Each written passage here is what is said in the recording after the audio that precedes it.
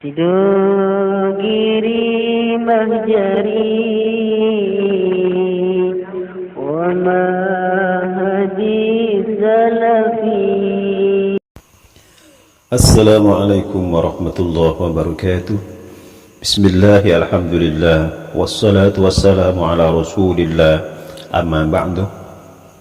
Ma'asyiral muslimin, satu-satunya orang yang bukan mahram tetapi boleh menyentuh, bahkan lebih dari itu, adalah suami atau istri.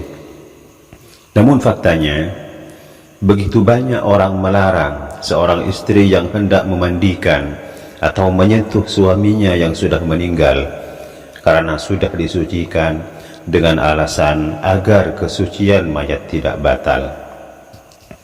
Bagaimana sebenarnya hukum Islam terkait dengan hal tersebut? Pertama, harus difahami apa sebenarnya tujuan dari wajibnya mayat itu dimandikan.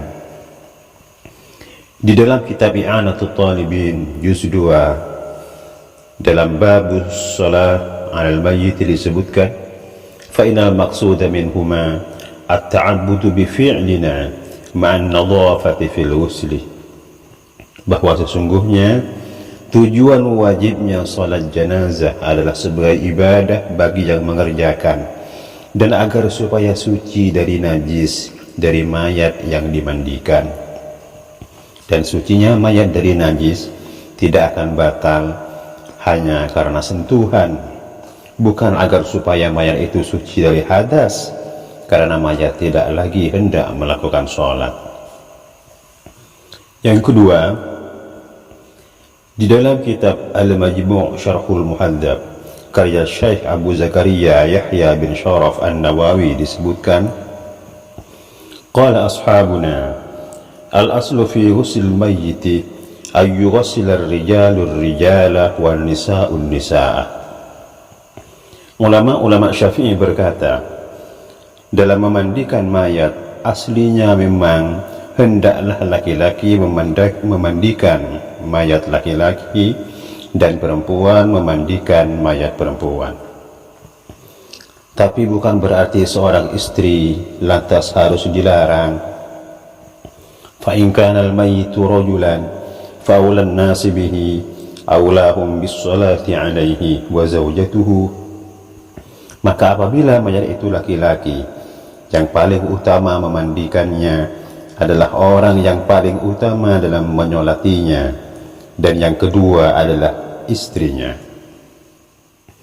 Fa illam yakun lahu zawjatun fa ulahumul abu thumma al-jaddu thumma al-ibnu thumma ibnul ibni thumma al-akhu thumma ibnul akhi thumma al-ammu thumma ibnul ammi thumma ammul abi thumma ibnuhu thumma ammul jaddi thumma ibnuhu thumma ammu abil jaddi thumma ibnuhu wa ala hadha tartib.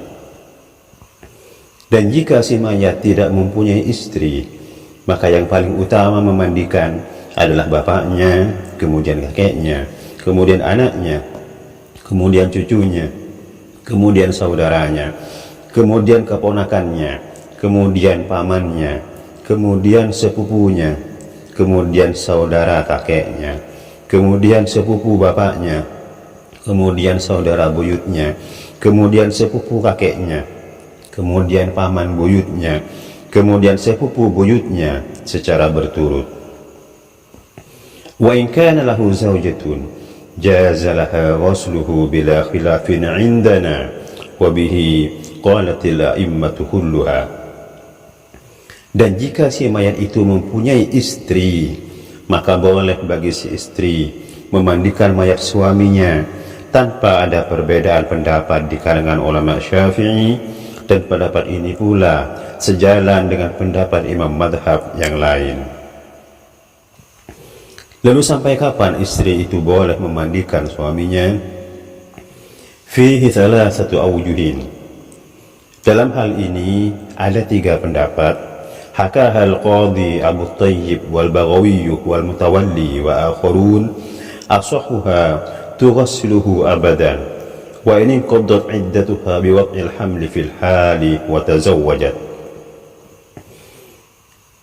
Pendapat yang pertama, dan ini pendapat yang sahih dari ketiga pendapat itu adalah sang istri boleh selamanya memandikan mayat suaminya sekalipun masa iddahnya sudah berakhir sebab melahirkan dan sudah menikah dengan laki-laki lain. Li'annahu haqqun thabata laha fala yasqutu bi syai'in min dzalik. Karena itu adalah hak baginya yang tak akan gugur karena hal lainnya. Pendapat yang kedua, laha wasluhu ma lam tatazawwaj wa in inqadat iddatuha li'annaha bizzawaji sarat salihatan lighusli tsani law mata. Bahwa si istri boleh memandikan mayat suaminya selama istri tersebut tidak menikah lagi sekalipun masa iddahnya sudah berakhir, karena jika ia sudah menikah lagi maka dia lebih pantas memandikan suami keduanya seandainya sudah meninggal. Dan pendapat yang ketiga, laha ghusluhu ma lam tanqadil iddatu li'anna binqida'il iddati tanqati'u alaikum nikah. Bagi si istri boleh memandikan mayat suaminya selama belum berakhirnya masa iddahnya, karena jika masa iddahnya sudah berakhir maka berakhir pula tali pernikahannya. Kesimpulannya, istri adalah orang yang boleh memandikan mayat suaminya dan sangatlah tidak layak untuk dilarang. Demikian, semoga menjadi ilmu yang bermanfaat. Fahadanallahu wa iyyakum ila sawa'is sabil. Tsumma assalamu alaikum warahmatullahi wabarakatuh.